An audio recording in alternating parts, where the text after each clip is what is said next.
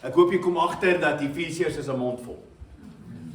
En dat dit ryk is. En dat ons, as ons klaar met Efesiërs is, weer kan begin met Efesiërs. Want dit is regtig, dit is so gelaai, dat jy moet kies waaroor jy spesifiek gaan gesels. Kom ons buig ons hoofde saam. Dankie Here vir u wonderlike liefde. O Here, ons wil u loof en prys vir die uitslag van Moses. Dankie Here dat ons in alles van ons lewens, goed of sleg, weet dat u in beheer is. Ja Here, selfs die dinge wat ons dink miskien is sleg, is u besig om in alles dit te laat meewerk ten goeie vir die wat u liefhet. Maar Here, ons kan u ook loof en prys, ook in hierdie situasie, want ons weet Here, dis wonderlik, dis goed, en dis ook uit die hand uit. Dankie dat ons kan bid vanoggend, dat u vir ons die woord sal oopmaak. O Here, ons begeerte is om vir u te hoor. Here, ons stel nie belang in wat mense dink nie. Ons stel nie belang in teorieë van mense en geleerdes nie. Ons stel belang in wat die Gees vir ons openbaar vanuit die skrif uit. Daarom is dit so wonderlik, Here, om saam met gelowiges deur die eeue te staan en saam die woord te lees. En te besef, Here, ons gaan niks niets ontdek. Maar ons gaan ontdek dit wat die Gees bekend gemaak het vir gelowiges deur alle eeue. En daarvoor loof en prys ons u naam. Spreek Here, want die diensknegt en die diensmaagd luister. Amen. Efesiërs 1. Efesiërs 1. Kom ek gaan weer lees van vers 3 af. Lofwaardig is God en Vader van ons Here Jesus Christus. Dit is hy wat ons in Christus geseën het met elke geestelike seëning in die hemel. So het hy ons voor die grondlegging van die wêreld in hom uitgekies, sodat ons heilig en onberispelik in liefde voor hom sou wees. Nadat hy ons voorbestem het om ons deur Jesus Christus as sy kinders aan te neem, soos hy dit volgens sy wil goed gedink het, tot lof van die heerlikheid van sy genade, waarmee hy ons in die geliefde begenadig het. In hom het ons die bevryding deur sy bloed, die vergewing van ons oortredinge uit die rykdom van sy genade, wat hy oorvloedig aan ons geskenk het, saam met alle wysheid en insig. Hy het die geheimenis van sy wil aan ons bekend gemaak, soos hy dit goed gedink het, en in Christus voorgeneem het, om die volheid van die tye te bestuur, en om alle dinge, die dinge in die hemel, en die dinge op die aarde, onder een hoof in Christus saam te bring.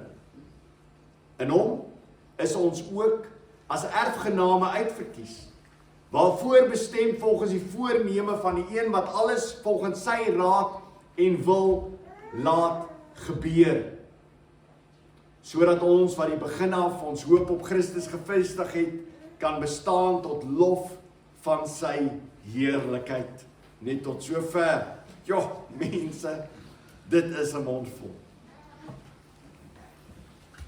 Ek hoop jy's na laasweek is jy by ons oor dit wat laasweek gebeur het en hoe ons beweeg het om vir mekaar te sê wat Christus deur sy bloed vir ons bewerk het. En wat is sy bloed? Sy lewe wat hy vir ons gegee het. En so sien ons deur die Ou Testament, sien ons die ongelooflike vervulling van God se beloftes uit die Ou Testament uit wat vervulling kom in Jesus Christus. So sien ons ook dat Jesus Christus vir ons die wraak gedra het. En daarom aan die kruis het wat gebeur aan die kruis? Aan die kruis het Christus se bloed gevloei. En hoekom het sy bloed gevloei? Want sy lewe is vir ons gegee. Maar wat herinner die bloed ook vir ons aan? Aan die eerste plaag in Egipte. En dan wat gebeur is, terwyl Jesus aan die kruis hang, wat gebeur rondom hom? Dit raak donker. Dis die 9de van die plaag. En wat gebeur met die 10de plaag? Die oudste steen, Jesus Christus, sterwe. Want in hom word die wraak van God uitgestort, en in hom word die plaag gedra, en hy bring vir ons die vrede tussen God en ons. En so is ons besig om te reis deur die Bybel, deur Efesiërs, saam met ons, en ontdek ons dat alles wat in die Ou Testament is in vervulling gaan, ook in Christus Jesus, en die prentjie raak net al hoe groter. Nou kom ons by hierdie gedeelte, en die Bybel sê vir ons, hy het dit beplan. Alles wat plaasvind, het hy beplan. En weer eens gaan ons terug na vers 4 toe, van Efesiërs, want hier sê hy het dit beplan, vers 4 sê hy het ook beplan. Efesiërs 1 vers 4, so het hy ons voor die grondlegging van die wêreld in hom uitgekies, sodat ons heilig en onberispelik in liefde voor hom sou wees. Dit was sy beplanning gewees. Hy het dit so bepaal. En net so kom ons by hierdie gedeelte en ons sê, dit het God bepaal. Dit was God se plan gewees. Sy verlossingsplan van die begin af. Maar as meer as die plan. Want hier in hierdie teksverse sê hy dit ook gereël. Hy het dit ook gereël. Dit wat plaasgevind het, het hy gereël. Nou die woord daar in die Grieks het te maak met, hy is die bestuurder van alles wat plaasvind in die geskiedenis, is God die bestuurder daarvan. Dis baie mooi. Hierdie selfde woord, het te maak met oikos wat huis is, en nomos. Dit beteken die een wat bestuur, die een wat beheer het van alles. Jesus gebruik hierdie persoon 5 keer in sy gelykenisse. As hy vertel dat daar 'n huisheer was, wat uitgedeel het vir sy slawe. Hy het vir elkeen van sy slawe gegee, die huisheer, die een wat 'n beheer is van die huishouding. En dis dieselfde woord wat hy gebruik om te sê, die hele skepping, alles wat plaasvind in die gelowige se lewe, is onder die bestuur van God. Niks vind plaas sonder dat God dit nie bepaal het. Dis ongelooflik. So elke ding wat plaasvind, God self is in beheer en in bestuur daarvan. Kom ons kyk na 'n paar gedeeltes uit die Ou Testament uit wat dit vir ons bevestig. En die eerste is in Spreuke 19. Spreuke 19 vers 21. Baie mooi gedeelte. Ek gaan nog 'n Spreuke lees. So maak miskien jou Bybel daar oop. Ons kan lees ons hierdie 2 gedeeltes in Spreuke. Spreuke 19 vers 21.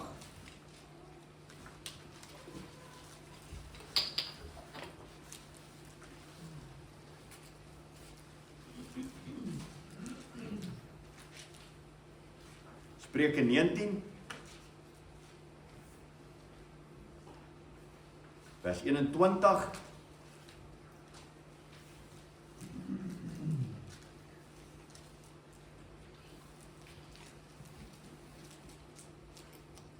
Luister na hierdie gedeelte, daar is baie planne in 'n mens se hart, maar die raad kom van die Here, dit kom tot stand. Hierdie gedeelte is baie mooi, in die ou vertaling vertaal hy dit soos volg. Hy sê daar vir ons, daar is baie planne in 'n mens se hart, maar die raad van die Here, dit kom tot stand. OK? So wat gebeur is, die mens het planne. En dit is so amazing om mense te sien in die nuwe jaar, hulle het planne. OK, deur die geskiedenis het mense planne gehad. Die Bybel sê die mense het planne, maar God is die een wat dit tot stand bring wat hy bepaal het. Sy raad kom tot stand. Kyk na Spreuke 21 vers 1, 'n baie bekende gedeelte. Spreuke 21 vers 1. Jy kan hom maar uit jou kop uit ook leer. Die koning se hart is waterstrome in die hand van die Here. Hy lei dit waarheen hy wil. President Ramaphosa is soos waterstrome in die Here se hand. Hy lei dit waarheen hy wil. Ongelooflik, as kinders van die Here, as ons dit glo, wat verander in ons lewens? God beplan, sy bestuur, hy is in beheer van alles. Die grootste probleem is dat gelowiges deur die geskiedenis glo nie dit nie. Kom ek wys vir julle 'n vers wat dit absoluut illustreer in Exodus. Exodus 14. Kom ons lees dit saam. Exodus 14.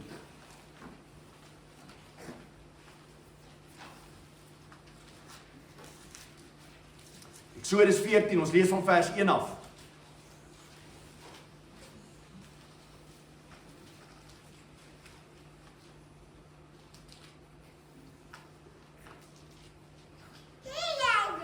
So dis 14 vers 1. Die Here het met Moses gepraat en gesê, praat met die Israeliete, sodat hulle van rigting verander en kamp opslaan voor Pi-hagirot, tussen Migdol en die see. Reg teenoor Baal-Zephon moet julle kamp opslaan by die see. Die farao sal dan van die Israeliete dink, hulle dwaal verward rond in die land, die woestyn omsluit hulle, ek sal die farao se hart verhard, en hy sal hulle agtervolg, sodat ek deur my optrede teenoor die farao en sy hele leer agting kan afdwing, en sodat die Egiptenare sal weet dat ek die Here is. Die Israeliete het toe so gemaak. So het God vir hulle vertel, vir Moses, wat gaan gebeur. En wat moes Moses doen? Hy moes dit vir die volk vertel, wat gaan gebeur. Wat gaan gebeur? Wat gaan gebeur? Wat moes hulle verwag het, sê God, gaan gebeur. Die farao gaan julle agtervolg, sy hart is verhard deur wie? Deur my, en hy gaan probeer vir julle oorwinning maak, maar ek is in beheer, want ek gaan wys dat ek die groot God is. Nou kyk na vers 10. Toe die farao nader kom, presies hoe die Here gesê, kyk die Israeliete op, en daar is die Egiptenare besig om teen hulle op te ruk. Hulle was angsbevange. Die Israeliete roep toe na die Here om hulp, en sê vir Moses, is dit omdat daar geen grafte in Egipte is nie, dat jy ons saamgeneem het om in die woestyn te sterf? Wat het jy ons aangenoem doen, deur ons uit Egipte uit te lei? Klink dit soos jy? Is dit nie ongelooflik ontstellend dat God sê, dit is my plan, dit is wat ek gaan doen, en as dit plaasvind, is die Israeliete vreesbevange. Dis asof hulle dink, God is nie in beheer nie. Is dit 'n plek in jou lewe waar jy by is? Dat God sê, ek bestuur alle dinge, ek is in beheer van alle dinge, en die oomblik as enigiets in jou lewe gebeur, wat bietjie nie lyk of wat lekker is nie, dan is jy angsbevange. Jy's ontstel. Kyk nou nog 'n gedeelte, ek wil nog 2 gedeeltes rondom dit vir ons voorlees. Die een is in Jesaja 45, vers 1 tot 7.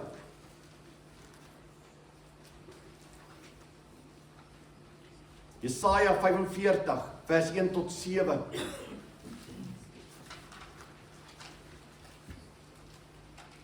Nou jy moet onthou, dat Jesaja skrywe omtrent 200-250 jaar voor hierdie persoon gebore is.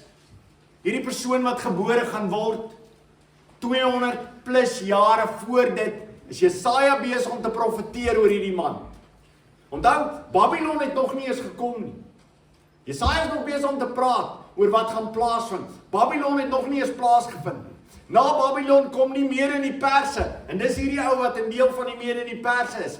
Maar Jesaja profeteer wat God bepaal het voor enigiets daar was. Luister na hierdie gedeelte, Jesaja 45 vers 1.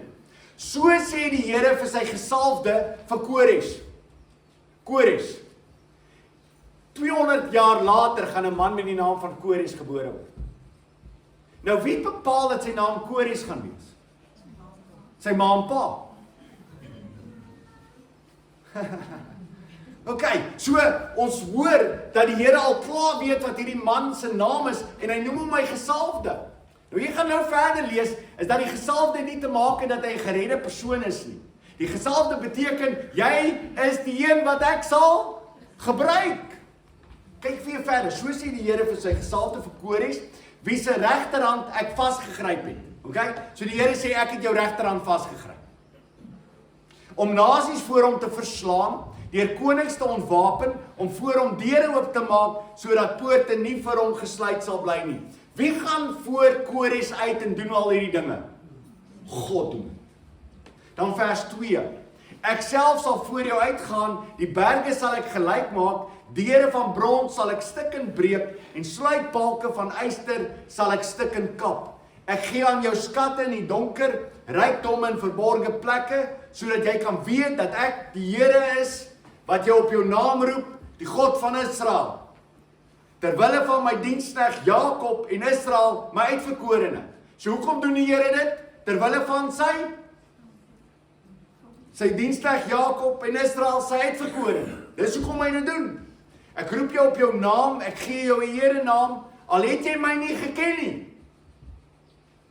Ken Kores die Here? Nee, ek ken nie die Here. Okay. Ek is die Here en daar is geen ander nie. Buiten my is daar geen God nie. Ek omgord jou, al het jy my nie geken nie. Sodat hulle van waar die son opkom en van waar hy ondergaan kan weet, dat daar niks is buiten my nie. Ek is die Here en daar is geen ander nie. So die Here sê, hoor hierso, Kores, dit is wat hy alles gaan doen. Kores is my diensknegt om alles te doen wat ek bepaal het sal plaasvind, omdat julle my uitverkore nasie is. Dit is wat ek gaan doen, maar Kores weet nie eens wie ek is. Maar ek is die een wat voor hom uitgaan, en ek is die een wat die vyande gaan verslaan, want ek is die grote God, en daar is niemand soos ek nie. En daarom kry ons 'n verhaal, wat baie keer in die Ou Testament, mense nie lekker verstaan nie. En dit is 'n gedeelte wat lyk of dit mekaar weerspreek, maar eintlik vertel dit vir ons, dat God in beheer is, dat God in bestuur is, van alles wat plaasvind. Kom ons kyk gou na hierdie twee gedeeltes. In 1 Samuel 24, en dan 1 Kronieke 21. 1 Samuel 24.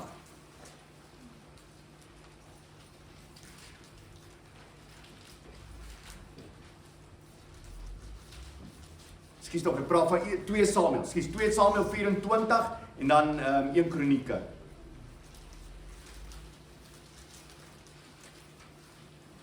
Samuel 24.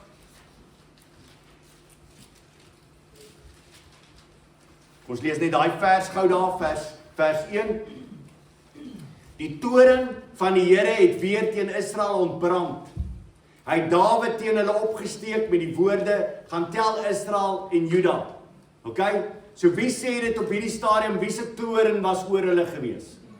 God se toorn was oor hulle gewees. Dan gaan lees jy net die volgende gedeelte. In 1 Kronieke 21. Vertel dieselfde verhaal.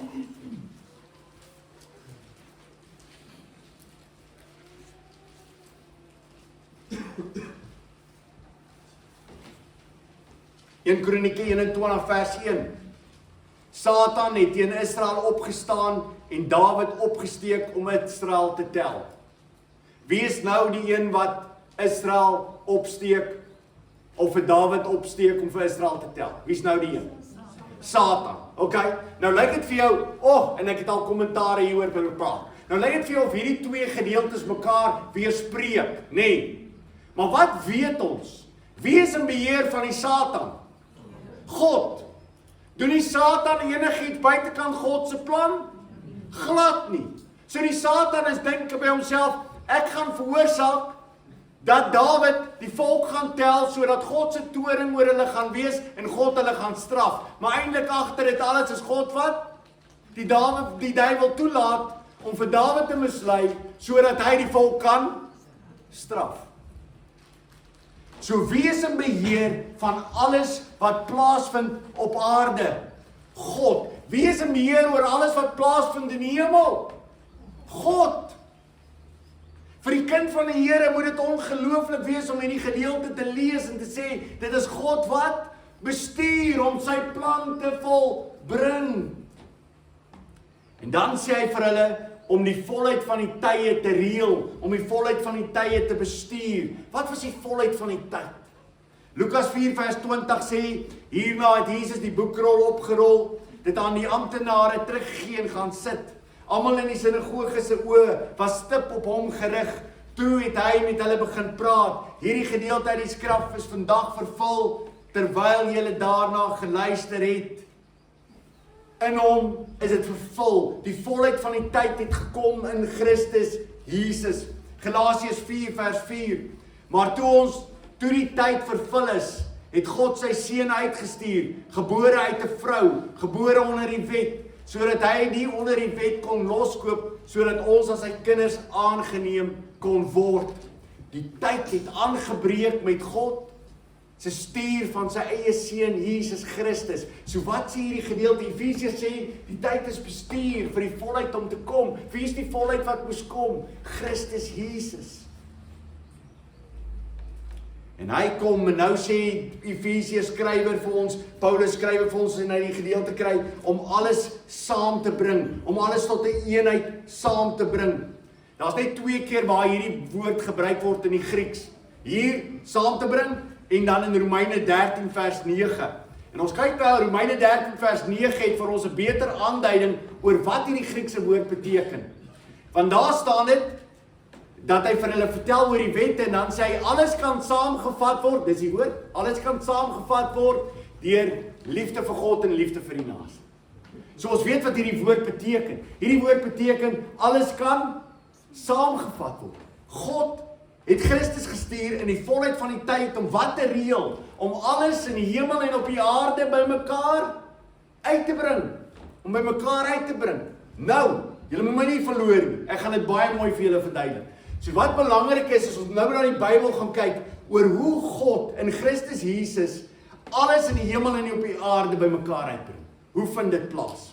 En een van die teksverse is Kolossense 1 wat dit vir ons mooi verduidelik. Kom ons lees dit saam. Kolossense 1 vers 16.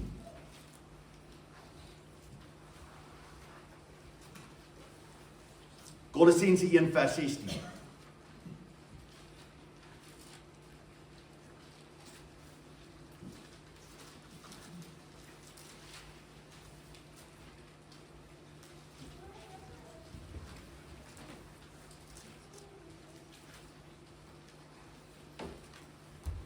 Ja, hele gedeelte is 'n loflied aan die Seun. En dan vers 16 staan daar, want deur hom het God alles geskep. Alles in die hemel en op die aarde. Alles is geskep deur Christus Jesus. God het deur Christus Jesus geskep. Alles wat in die hemel is en wat op die aarde is. En wat sê die Bybel? Hoe het hy dit geskep? Hy het dit in 6 dae het hy dit geskep. Het hy die engele in die 6 dae geskep? Ja, hy het. Hy het die hemel geval met die engele in 6 dae. Hy het die res van die skepping geplaasvind in 6 dae. Dis wat hierdie gedeelte sê. Want deur hom het God alles geskep, alles in die hemel en op die aarde. Hoe weet ons hy het alles geskep in 6 dae? Want hy sê, in 6 dae het ek alles geskep. Okay, so, want deur hom het hy God alles geskep, alles in die hemel en op die aarde, die sigbare en die onsigbare dinge. Of dit koninklike of heersende magte, owerhede, gesagvoerders is. Alles is deur hom en tot hom geskep. So hoekom het hy alles in die hemel geskep? Al die engele en alles wat daarmee saamgaan. Hoekom het hy alles geskep terwyl hy geweet het wat die Satan gaan doen? Hoekom het hy alles in die hemel geskep? Omdat hy verheerlik gaan word deur. Dit is sy bepaling. Deur alles in die hemel gaan hy verheerlik word. Hoekom het hy alles op aarde geskep? Sodat hy daardeur verheerlik sal word. Alles op aarde verheerlik hom. Dis wat Romeine vir ons vertel. Romeine vertel vir ons dat die goddelose, en dit wat hulle doen, is hulle besig om vir God te verheerlik, want sy woord kom waar? Alles verheerlik hom. En dan gaan hy verder aan, vers 17.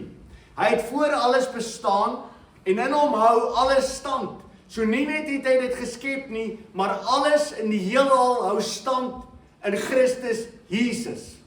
Die oomblik as sy hand wegvat, sal die hele aarde tot niet gaan. Sal die hemel in duie stort.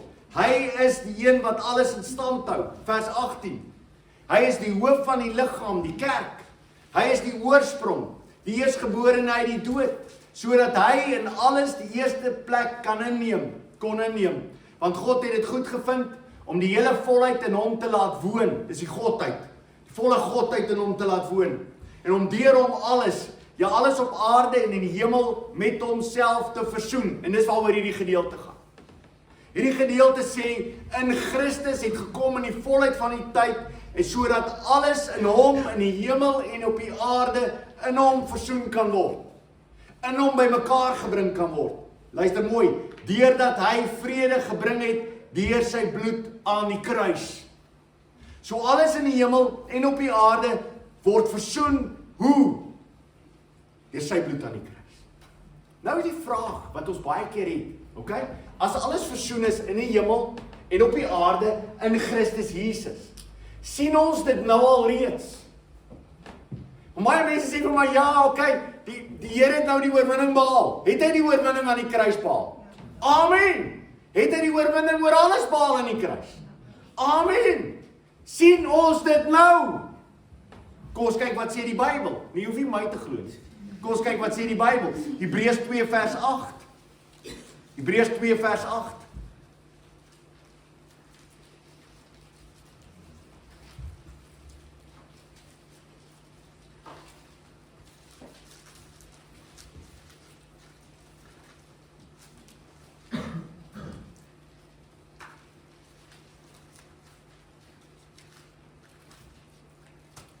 Help Psalm 8 dan. Psalm 8 is 'n vooruitskouing van wie Christus Jesus gaan wees. Die ten volle wat gaan plaasvind in Christus Jesus. En dan vers 8 sê, in U het alles onder sy voete gestel, dis Christus Jesus. Deur alles aan hom te onderwerp, het hy immers niks oorgeslaan wat nie aan hom onderwerp is nie. Is alles op hierdie stadium aan Christus geonderwerp? Wat sê die teks? Ja, alles is onderwerp. Dan verder, nou sien ons egter nog nie dat alles aan hom onderwerp is nie. Sien jy dat alles onderwerp is aan hom nou? Nee, jy sien dit nie. Jy aanvaar dit as gevolg van die woord van die God deur jou geestesoë. Maar as jy kyk na die wêreld, wat sien jy in die wêreld? Chaos. Ons sien in hierdie wêreld dat die duiwel loop rond soos 'n brullende leeu, op soek wie hy kan verslind. Maar ons weet, Christus Jesus het oorwin. So ons sien dit nog nie, maar het dit plaasgevind? Ja en amen het dit plaasgevind. Beslis het dit plaasgevind. Wie hoe mooi word dit verduidelik? En ek dink baie mense ook in wat glo rondom die eindtye waar hulle dit mis. Daar gaan nie 'n tyd wees waar ewe skielik die kerk oor alles gaan regeer. Daar's mense wat dit glo.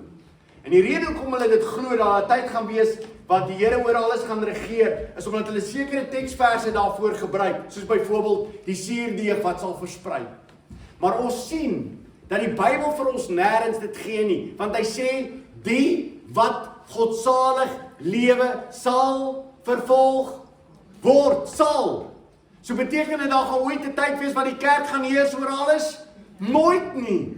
Want dis 'n belofte wat elke gelowige sal hê. Terwyl jy op hierdie aarde is, sal jy vervolg word. Nou kom ons kyk gou hoe Christus die oorwinning behaal en die oorwinning behaal ook terug in tyd aan die kruis.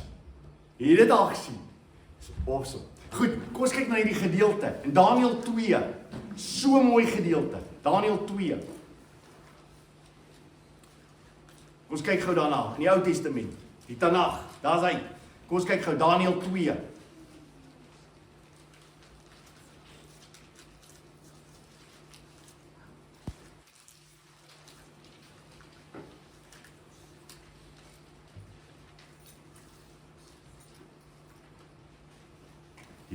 Die koning het 'n droom gehad. Vers 31, kom Daniël en hy voorspel wat gebeur het. U, o koning, het in 'n visioen gehad. Kyk, daar was 'n groot beeld. Hierdie beeld was groot en sy glans buitengewoon. Dit het voor U gestaan, die voorkoms daarvan was vreesaanjaend. Hierdie beeld, sy kop was van die beste goud, sy bors en arms was van silwer, sy maag en heupe van koper, sy bene van yster, sy voete deels van yster en deels van klei.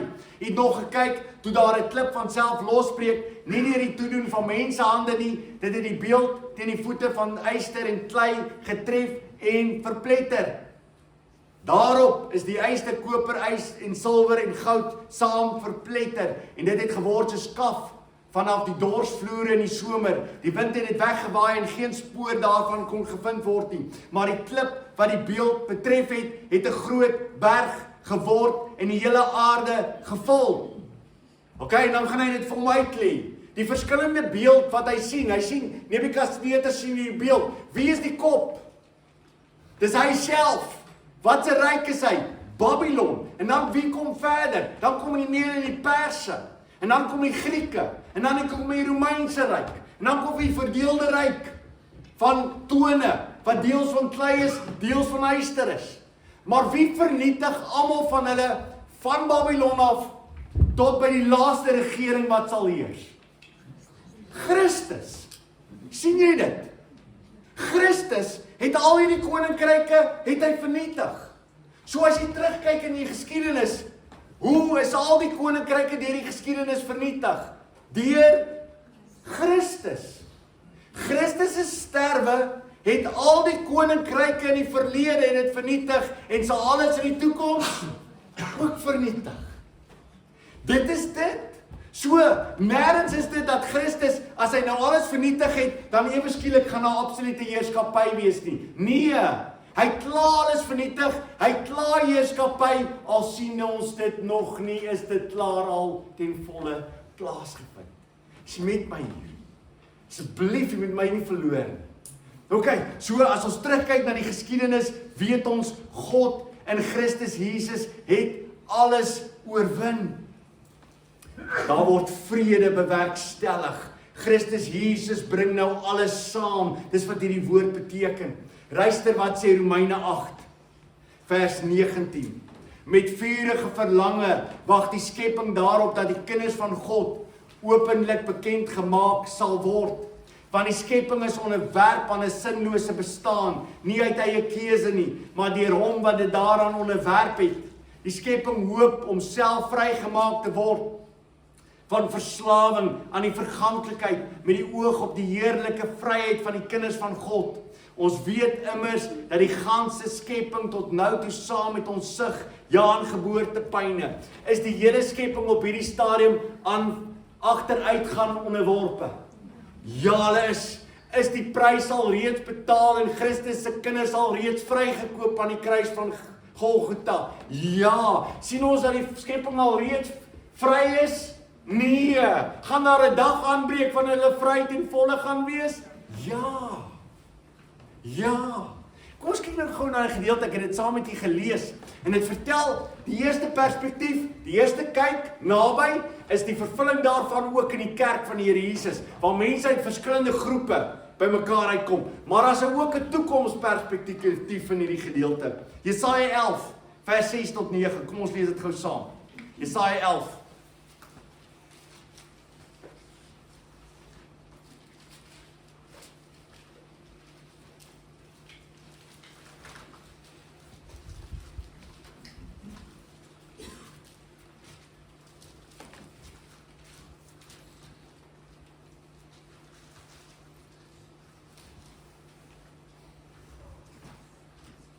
Vers 5 vertel ons oor Christus wat sal kom. Geregtigheid sal 'n gordel om sy middel wees en betroubaarheid 'n gordel om sy heupe. Nou wat gaan gebeur? En ons sien dit in die kerk van die Here Jesus dat dit gebeur. Die wolf sal by die lam vertoef.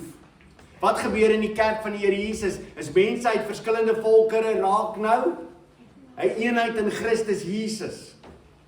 Hy vertel vir ons dat die lammetjie, die kleinste, word ook in veiligheid. Hy kan by die wol wees, die verskillende kan by mekaar wees, en 'n luiperd sal by die boklam gaan lê, 'n kalf, 'n jong leeu, 'n vetgemaakte vee by mekaar, 'n klein seentjie sal hulle lei. 'n Koei en beer wyfie sal saam wy, en 'n kleintjie sal saam gaan lê, 'n leeu soos 'n bees gras eet, 'n suigeling sal speel by die gat van 'n horingslang, en 'n kleuter sal hand uitsteek na die nes van 'n kobra. Mense sal nie kwaad doen of hulle wangedra nie, nêrens op my hele heilige berg nie, want die land sal vol wees van die kennis van die Here soos die water die see bedek. Kan ons na daai gedeelte kyk en sê dit is nog nie ten volle nie? Ja, nog nie ten volle nie, maar daar gaan 'n tydperk aanbreek wanneer dit ten volle gaan vervul word in Christus Jesus, en dat ons op die aarde gaan woon en na absolute vrede sal wees. Wat 'n ongelooflike gedagte. So, het Christus dit al reeds gedoen? Ja. Het hy al reeds hierdie bymekaar gebring? Absoluut. Nou is daar nog 'n teksvers wat ek gou vir julle wil lees. Selfs in die hemel is daar 'n absolute bepaling deur God wat in die hemel aan die gang is. So alles in die hemel en op die aarde is in Christus Jesus versoen. Maar jy het nodig om te sien dat alles wat in die hemel plaasvind presies hoe God dit ook bepaal het. Luister na hierdie gedeelte, 1 Timoteus 5 vers 21. En as jy dit wil neerskryf, is jy baie welkom. 1 Timoteus 5 vers 21. Wat sê hy daar? Hy sê ek besweer jou voor God en die Here Jesus Christus en die uitverkore engele, dat jy hierdie dinge sonder vooroordeel in ag neem en niks uit partydigheid doen nie. Wat is in die hemel op hierdie stadium? Ek besweer jou voor God en die Here Jesus Christus en die uitverkore engele. is elke engel uitverkore dat hy nie sou val nie. Kan jy dit besef, dat as God nie in sy almag sekere engele uitverkies het nie, sou hulle ook geval het. Alright? So, 1/3 van die engele het geval onder Satan, saam met Satan. 2/3 het nie geval nie. Waarom? Omdat God hulle uitverkies het, dat hulle nie sal val. En onthou, dis baie belangrik, want ons gaan kyk nou na die uitverkiesing in Christus Jesus, want ons is ook erfgename. Dis belangrik dat jy kyk na die hemel en jy sien, alles wat plaasvind in die hemel, vind plaas, omdat God het so bepaal het. Hy het bepaal, hierdie engele sal nie val nie, hy kies hulle uit. En daarom is God in Christus Jesus almal versoen, in die hemel en op die aarde, versoen hy almal in Christus Jesus, die uitverkorene engele, die mense op die aarde, en alles wat saam met ons is, in Christus Jesus. En as dit nie vir jou mind-boggling is nie, is jy ergens anders op hierdie stadium. Kom terug. Het is ongelooflik om te dink hoe God in beheer is in Christus Jesus, en hy bepaal alles, en hy het volle heerskappy oor alles wat plaasvind.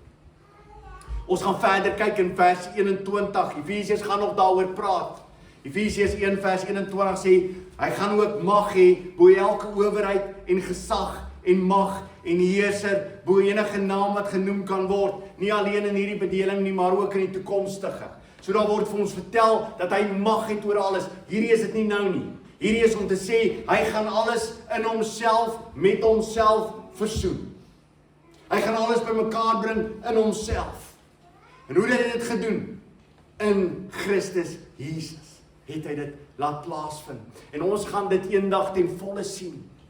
En as jy nie glo in die 1000-jarige vredesryk nie, is piekfyn, dan glo jy dit gaan in die hemel plaasvind. Ek glo daar gaan 'n 1000-jarige vredesryk wees, en dan gaan ons in die hemel ingaan. Maar is piekfyn, wat jy ook al glo, wat jy vir jouself moet sê, daar gaan 'n tydperk aanbreek, wat ons absoluut in vrede gaan wees. En die diere gaan in vrede wees, en die mense gaan in vrede wees, en in die hemel gaan daar absolute vrede wees, want die duiwel gaan gebind wees, en hy gaan onder en weggebere word vir 1000 jaar lang. Dit kan alleenlik die tydperk wees wanneer daar absolute vrede is. Maar daar gaan 'n ten volle wees, en ons gaan dit sien. Dis wat vir ons beloof word. Ons sal dit sien, die ten volle vrede in die hemel en ook op die aarde. Nou gaan ons na vers 11. En in vers 11 sê hy het ons as 'n uitvergename uitverkies. Die woord daar het te maak nie oor dat ons erfgename en dat ons erfenis sal ontvang nie. Dis nie waaroor die Grieks daar gaan nie. Dis nie waaroor die Afrikaans ook gaan nie. Dit gaan nie daaroor nie. Daar seker is wat dit probeer vertaal. Daai het te maak met 'n passief, dit het te maak oor die erfporsie wat ons het, is God se erfporsie. Is daar 'n gedeelte wat ons vertel dat ons erflating sal ontvang? Ja, meer as genoeg. Dis nie waaroor hierdie vers gaan. Hierdie vers gaan oor dat ons die erflating is van God in Christus Jesus. Dat ons aan God behoort, bepaal dat dit waar sal maak in Christus Jesus. Dan kom ek lees vir hierdie vers weer, vers 11. In hom is ons ook as erfgename uitverkies, voorbestem volgens die voorneme van die een wat alles volgens sy raad en wil laat gebeur. Die Netbybel, een van die nuwe vertalings wat uitgekom het, sê die volgende: In Christ we too have been claimed as God's own possession. Beautiful.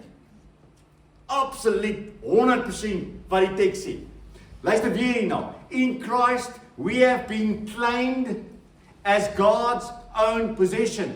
In Christus is ons verklaar as God se eie erfenis, eiendom. Since we were predestined according to the purpose of him who accomplished all things according to his counsel of his will. Alles vind plaas presies hoe God dit bepaal het. Alles het plaasgevind want ons is God, die Vader se erfenis. Hoe is ons sy erfenis? Ons het sy erfenis in Christus Jesus, het ons sy erfenis geword. Nou dis baie belangrik. As jy na die Nuwe Testament gaan en jy kyk na God se erfenis, moet ons mekaar sê, waar kom hierdie woord vandaan? Waar kom hierdie woord vandaan om erfenis te wees? Uit die Tanakh, uit die Ou Testament. Luister mooi waar hierdie vers voorkom. om ons God se erfenis. Deuteronomium 32 vers 9. Want die Here se deel is sy volk. Jakob is sy afgemete erfenis. Want die Here se deel is sy volk. Jakob is sy afgemete erfenis. So, is die kind van die Here? Is ons God se erfenis? Ja. Wie was nog God se erfenis? Israel. Israel is God se erfenis. Ok, nou, moet ons baie versigtig wees vandag om te lewe in ons lewe in hierdie tyd. Waar jy miskien mense wil sê, Israel is klaar, nou is die kerk. So wat moet dit sê? As God sê, hulle is my erfenis, wat beteken dit? Is hulle nou nie meer sy erfenis? Nee, dis nie kerk nie. Ek gaan deur die teks gaan. Kom ons hou by die teks. Ek wil vir jou 'n gedeelte gou lees. In Jeremia 31, vers 36 tot 37. Kom ons maak ons Bybel so. Ek is oor die tyd al. Ek kan dit nie glo nie. Ek is al halfpad deur my preek. Kom ons gaan en ek sal stop. Ek sal stop by hierdie gedeelte. Jeremia 31 vers 36 tot 37. Jeremia 31.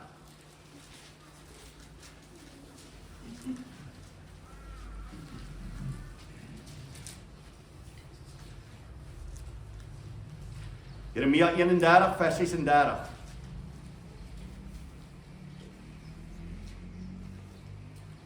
Hierdie hele gedeelte mense gaan oor ook die nuwe verbond wat sal plaasvind.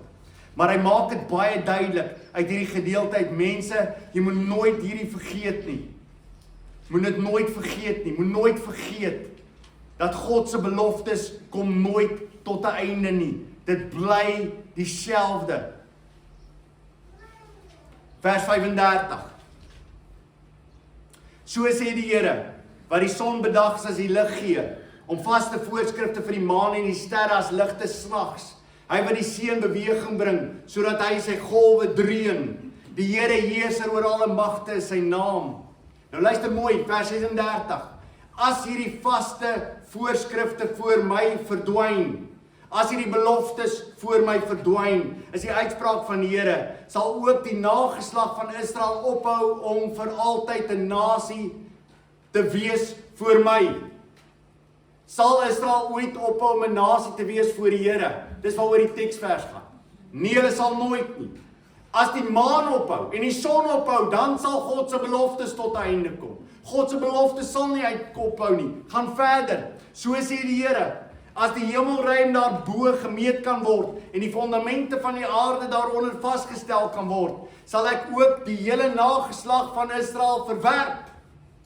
Oor alles wat hulle gedoen het, is die uitspraak van die Here. As dit moontlik is vir jou om al hierdie goeders te kan doen, dan sal ek vir Israel as volk ten volle verwerp. Sal God hulle ten volle verwerp? Nooit nie. Is hulle vandag ten volle as volk, 'n volk vir God wat vir hom lewe? Nee, hulle is verlore. Die meerderheid is verlore. Maar is daar binnekant hulle nog steeds God se hand wat mense vashou en hulle sal terugbring in die einde, almal van hulle. Amen, dis die belofte van die Bybel. Die gevaar is dat as ons sê Israel geld nie meer nie, hoekom geld die kerk tot in alle ewigheid? Is dit nie dieselfde God wat die belofte gemaak het? So as God 'n belofte maak en sê dis wat ek met Israel gaan doen, en dan gaan hulle van die pad af en stap hulle eie pad en is hulle totaal verlore, God sê ek sal tot die einde toe met hulle wees. Ek sal my beloftes hou. Daarom kan die kerk van die Here Jesus Christus as God se erflating vandag vir mekaar sê, sal God wat my uitverkies het voor die grondlegging van die aarde, aanhou in my werk tot die einde wanneer Christus Jesus my sal kom haal. Ja, waarom? Want ek is sy erflating. Dieselfde wat geld hier, is dieselfde wat geld hier. Is dieselfde wat geld in die hemel met sy uitverkore engele. God hou in stand. En daarom gaan ek afsluit met dit. Van denk jy af mee afsluit. Ons is bestem tot God se erflating voor die skepping van die wêreld. God se erflating het nie net in werking getree nie, maar het ten volle vervul geraak in Christus Jesus, maar van alle eeue af was dit al reeds so gewees. Luister wat sê die Bybel. Jesus is besig om te praat met sy Vader. Hy's in gesprek met sy Vader in Johannes 17 vers 9. Luister hierna. Hy sê ek bid vir hulle. Ek bid nie vir die wêreld nie, maar vir die wat U my gegee het, omdat hulle aan U behoort. Behoort ons alreeds aan die Vader voor die grondlegging van die aarde? Ja. Hoe is dit moontlik gemaak, van die wraak van God was oor ons gewees? Hoe is dit moontlik gemaak dat ons sy erflating is? Dis moontlik gemaak aan die kruis van Golgotha, wat in tyd ingebreek het en die realiteit bevestig het, wat alreeds bepaal is voor die grondlegging van die wêreld. In Christus Jesus het ons ontvang wat ons van alle eeue af al reeds is. In die Vader, in die Seun. Niet gemaak deur die werking van die Heilige Gees. Ons is as kinders van die Here, die erflating van God. Wat weet ek? Terwyl ek in hierdie wêreld leef, weet ek dat God in sy almag bestuur hy alles presies soos sy plan vooraf bepaal is, en die kinders van die Here kan net begin asemhaal. My Vader het heerskappy oor alles. Amen. Kom ons buig ons hoofde. Here, dit is ongelooflik om deur die woord te werk, en ons het vandag nie eers by 'n gedeelte uitgekom waar ons nog moes kom nie. Maar Here, hierdie tekste is so gelaai. En dit is vir ons heerlik om dit saam te lees. Dit is vir ons heerlik om te besef, Here, dat U alles bestuur, U beheer het oor alles. Dat U dit bepaal het, dat U dit beplan het, en dat in die volheid van die tyd, deur Jesus Christus se geboorte, alles in werking gebring is, alles ten volle vervul is, en dat die hemel en die aarde, alles in U, tot 'n eenheid gebring is. En net soos wat U in die hemel engele uitverkies het, so het U op die aarde uitverkies, deur U wonderlike genade. En deur die raadsplan van Jesus Christus is hemel en aarde bymekaar uitgebring. En Here, al sien ons dit nie nou nie, weet ons dit, glo ons dit, leef ons daarin. Ons is meer as oorwinnaars, vir Hom wat vir ons lief het. Wat kan ons skei van die liefde wat daar in Jesus Christus is? Hoogte of diepte, teenswoordige of toekomstige magte, hoogte of diepte, of enigiets anders in die skepping, niks sal ons skei van die liefde wat daar in Christus is. Ons bely dit, Here, en ons glo. En dankie dat ons aan U behoort. Dankie dat U dit bepaal het voor die grondlegging van die aarde, dat ons U erfenis sou wees. En dankie, Here Jesus, dat in U bloed, in die lewe wat U kom gee, dat ons nou in absolute vrede kan leef met die Vader. Ons prys U naam. Amen.